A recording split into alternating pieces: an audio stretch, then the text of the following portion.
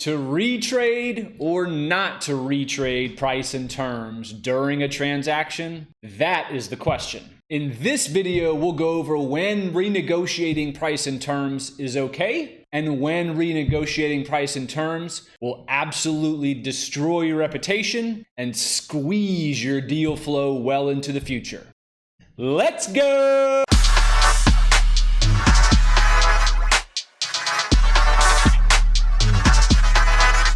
I was recently on a podcast with Will Dobb, and he asked me what are some reputation builders and killers that I often see during transactions. One of the things I discuss is retrading deals during a transaction. Take a listen. The other one, of course, the easy one is don't retrade. Now, don't retrade is an obvious one, but it's obviously not an obvious one because it happens all the time. And here's what happens. Here's the worst one. And I talk about this in the book. I'll give you two examples. Let's say you're working on a $20 million transaction and a $500,000 problem comes up. It's something that the buyer didn't know about. The seller didn't even know about it before going into contract, but it was uncovered. Maybe it's a title issue, whatever the hell it is. It's $500,000 issue. When those come up, I never have any problems with those as a broker because the seller knows that's a big enough problem that any buyer he's talking to is going to have an issue with it. He's got to get it corrected. So it gets negotiated out. We close on the deal, no problem. It's when I have a $20,000 problem or a $30,000 problem, even a $100,000 problem on a $20 million asset, that's what always causes the problem. So what happens is the buyer looks at the number. He looks at it as though he just went into his mailbox and he found $20,000. He's like, whoa, that's $20,000, it's a big deal. And if it's $20,000 taken out of his pocket, that's a big deal. He's losing focus though on the IRR and the cash on cash. A $100,000 issue on a $20 million deal doesn't even show up on an IRR over a 10-year hold or a 5-year hold. So what happens is so many investors retrade over the tiniest things that, number one, never really made any dent at all in their cash on cash and IRR. Because 5 years from now, when they sell that $20 million deal for $26 million deal, did it really matter that a $100,000 issue came up? No. But people go to battle to absolute nauseam over it. It's ridiculous.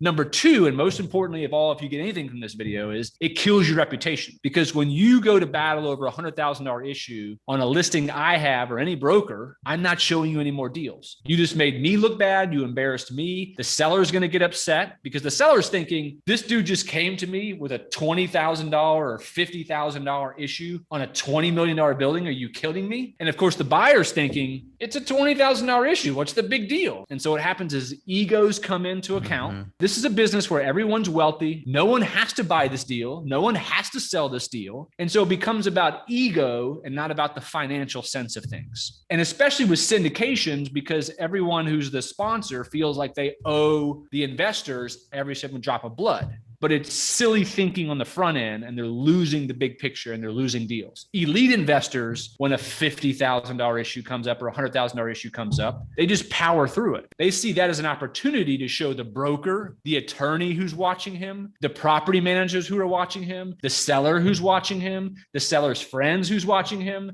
the broker's friends who's watching him. They're all watching him on what he's going to do. And when he powers forward and closes on this and makes $6 million in 5 years, I'm now going to go tell all my broker friends and all my other investor friends how much of a baller that guy is. And they're going to bring him more deals. The whole point of that one story about how to build your reputation is you have to keep the long game in mind. It's so silly. I know a 6-figure or 50 grand is a lot of money if someone just plopped it on your desk, but it's not in the grand scheme of things, and it's killing your reputation every time. Brokers want you to make them look good so they can get more listings. If you help them do that, they will bring you every single one of those listings before anyone else even knows about it. Hey, thanks for sticking around for the video, and I hope it brought you a lot of value. If it did, please hit the like and the subscribe button right here, and there's a little notification bell. If you hit that, you'll be notified right away when my next video comes out.